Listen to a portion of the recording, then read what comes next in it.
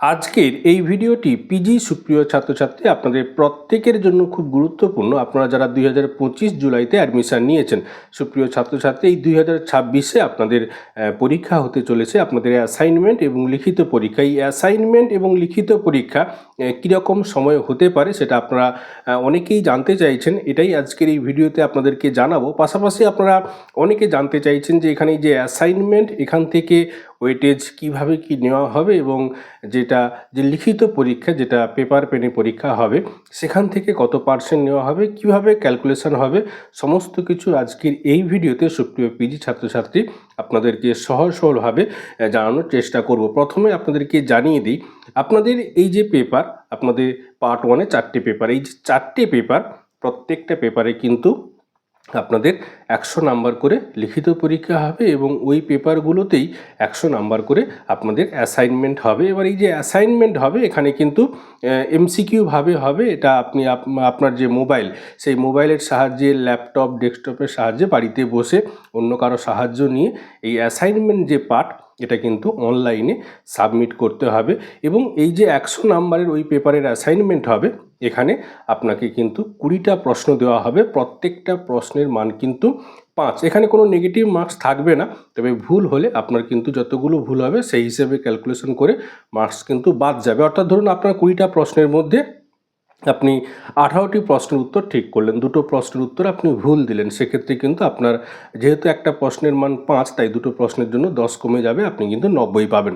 এইবারে ক্যালকুলেশনটা এইভাবে হবে। ওই পেপারেরই কিন্তু আবার আপনাকে লিখিত পরীক্ষা, যেটা অন্য কলেজে আপনার এক্সাম সেন্টার পড়বে, সেখানে গিয়ে পেপার পেনে আপনাকে কিন্তু লিখিত পরীক্ষাটা দিতে হবে।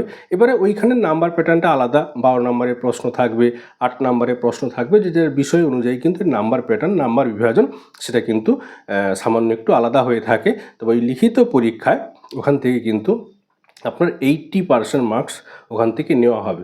সহজভাবে আপনার একই পেপারে 100 নম্বরের অ্যাসাইনমেন্ট হবে, ওই পেপারেরই 100 নম্বরের লিখিত পরীক্ষা হবে।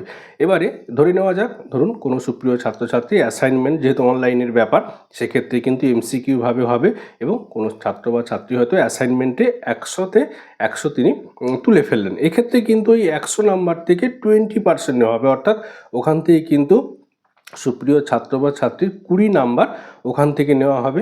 ওই পেপারে ওই ছাত্র বা ছাত্রী হয়তো লিখিত পরীক্ষাতে তিনি হয়তো 100-র মধ্যে 60 নাম্বার তুলতে পারলেন। এবার ওইখান থেকে কিন্তু 80% নেওয়া হবে, অর্থাৎ ওইখান থেকে ওনার নাম্বারটা হবে 48। তাহলে অ্যাসাইনমেন্ট থেকে 20 এবং ওই লিখিত পরীক্ষা থেকে 48, তাহলে হয়ে গেল 68। তাহলে ওই পেপারে 100-র মধ্যে উনি কিন্তু 68 নাম্বার তুলতে পারলেন। এইভাবে কিন্তু সুপ্রিয় ছাত্রছাত্রী আপনাদের ক্যালকুলেশন হবে। অর্থাৎ অ্যাসাইনমেন্ট থেকে আপনাদের 20% নেওয়া হবে এবং লিখিত পরীক্ষা থেকে আপনাদের 80% নেওয়া হবে। এইভাবে করে যে নাম্বারটা আপনি তুলতে পারবেন, সেটা কিন্তু ওই পেপারের আপনার প্রাপ্ত নাম্বার। তাহলে বিষয়টা এখানে আপনারা সহজেই বুঝতে পারলেন যে কিভাবে ওয়েটেজ মার্কসটা নেওয়া হবে, কিভাবে ক্যালকুলেশন হবে।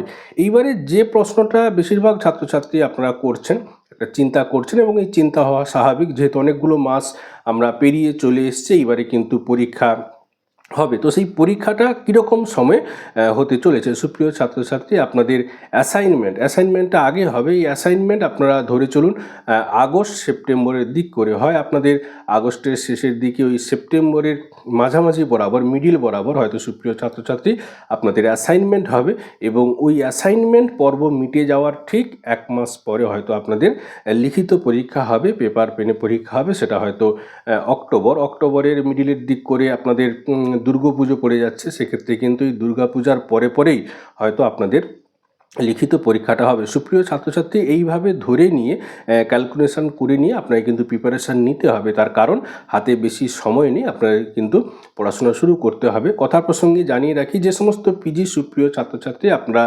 নোটপত্র নিয়ে পড়াশোনা শুরু করতে চান, সেক্ষেত্রে এই যে হোয়াটসঅ্যাপ নাম্বার দেখছেন, এই নাম্বারে আপনারা হোয়াটসঅ্যাপ করতে পারেন। আমাদের থেকে A++ কোয়ালিটি নোটস নিয়ে আপনি কিন্তু ভালো নাম্বার আপনি তুলতে পারবেন। যদি আপনাদের নোটপত্রের প্রয়োজন থাকে, নেতাজি ক্লাসরুম থেকে আপনারা নোটপত্র নিয়ে পড়াশোনা শুরু করতে পারেন। সুপ্রিয় ছাত্রছাত্রী, আগামীতে আপনাদের রিনিউয়াল বা আপনাদের exam form fill up, exam routine, আপনাদের অ্যাসাইনমেন্ট টু জেড সমস্ত খুঁটিনাটি আপডেটসগুলো এই ছোট্ট চ্যানেলটি থেকে আপনারা জানতে পারবেন। তার জন্য অবশ্যই এই ছোট্ট চ্যানেলটির সাথে আপনারা যুক্ত থাকবেন।